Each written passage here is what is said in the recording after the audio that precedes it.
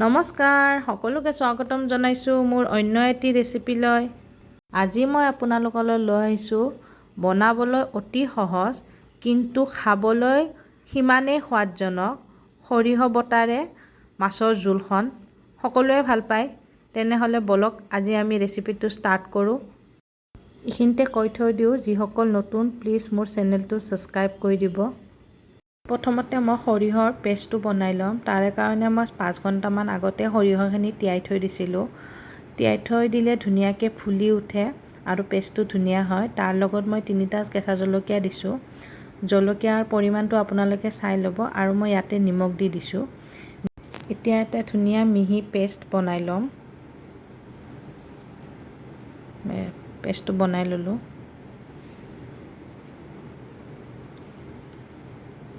ধুনীয়াকৈ মিহি হৈ গৈছে। এতিয়া মই মাছখিনি ভাজি ল'ম। মাছখিনি আগতে হালধি নিমখ সানি থৈ দিছিলোঁ। এতিয়া নৰ্মেল যেনেকৈ আমি সদায় ভাজোঁ সেনেকৈ ভাজি ল'লে হ'ল।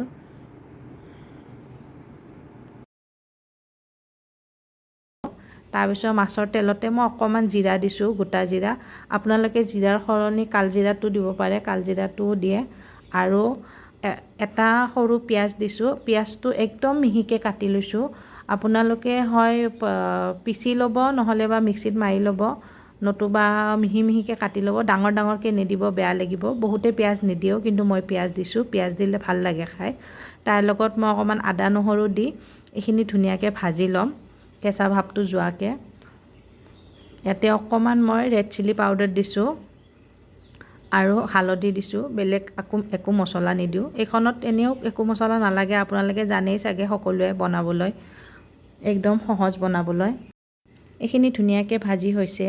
এতিয়া ইয়াতে সৰিয়হ বটাখিনি দি দিম।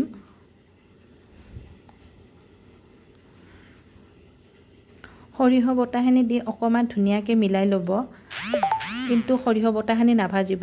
জাষ্ট 30 ছেকেণ্ডমান মিলাই ল'ব গোটেই তেলখিনি আৰু পিঁয়াজত আৰু মছলাত ধুনীয়াকৈ যেন লাগি যায়।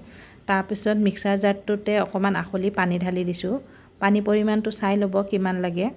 এনেও এইখন জোল বেছি পনীয়া খাই ভাল নালাগে, ঠিক হ'লে খাই ভাল লাগে। অকণমান পানী দিছোঁ মই। পানী দি লৰাই ল'ব ধুনীয়াকৈ গোটেইখিনি, লাম্পছ থাকিব নিদিব। তাৰপিছত এটা উতল আহিব দিছোঁ। উতল অহাৰ পিছত ইয়াতে মাছকেইটুকুৰ দি দিম।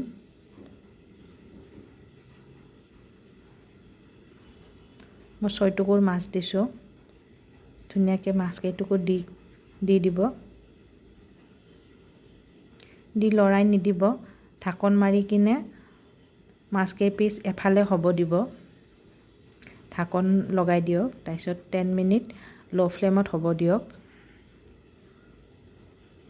10 মিনিট পিছত লুটিয়াই দেখাই আছোঁ। এফালে মাছকেইপিচ ধুনীয়াকৈ হৈ গৈছে, মছলাবোৰ ধুনীয়াকৈ সোমাই গৈছে সৰিয়হ বটাখিনি। মাছকেইপিচ এতিয়া লুটিয়াই দিয়ক। এপিচ এপিচকৈ গোটেই এপিচ লুটিয়াই দিব।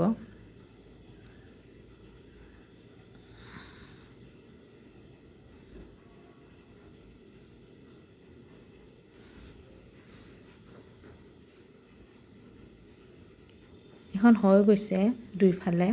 মাছকেইপিচ ধুনীয়াকৈ হৈ গ'ল দুইফালে। ইয়াতে এতিয়া মই মিঠাতেল, গেছটো অফ কৰি মিঠাতেল দি দিছোঁ 2 চামুচ। 1 চামুচ আগে দিলোঁ আৰু 1 চামুচ দিছোঁ কেঁচা মিঠাতেল। আৰু ধনিয়া পাত অকণমান কাটি ঢাকনখন লগাই অকণমান দেৰি ছেট হ'ব দিম, ঠাণ্ডা হ'ব দিম। ঠাণ্ডা হোৱাৰ পিছত এতিয়া মই আপোনালোকক ছাৰ্ভ কৰি দেখাই আছোঁ। চাওকচোন কালাৰ কি ধুনীয়া হৈছে। আপোনালোকে ন'টিছ কৰিছে চাগে মই নিমখ দিয়া নাই। নিমখ সেইকাৰণে দিয়া নাই, মই সৰিয়হ বটাত নিমখ দিছিলোঁ আৰু নিমখ মোৰ অনুযায়ী ঠিকে আছে, সেইকাৰণে মই দিয়া নাই। আপোনালোকে চাই ল'ব, যদি নিমখ লাগে মাজতে দি দিব পাৰিব। এইখন হৈ গৈছে। ভাতৰ লগত খাব কি ধুনীয়া হৈছে খাবলৈ। চাওকচোন। এইখিনিতে কৈ থৈ দিওঁ, যিসকল নতুন মোৰ চেনেলটো প্লিজ ছাবস্ক্ৰাইব কৰি দিব, লাইক কৰি দিব, শ্বেয়াৰ কৰি দিব, যেন আগলৈ আৰু ধুনীয়া ধুনীয়া ৰেচিপি দিব পাৰোঁ। আৰু ৰেচিপিটো চাই কেনেকুৱা পালে নিশ্চয় জনাব। আজিলৈ আহিছোঁ, বাই।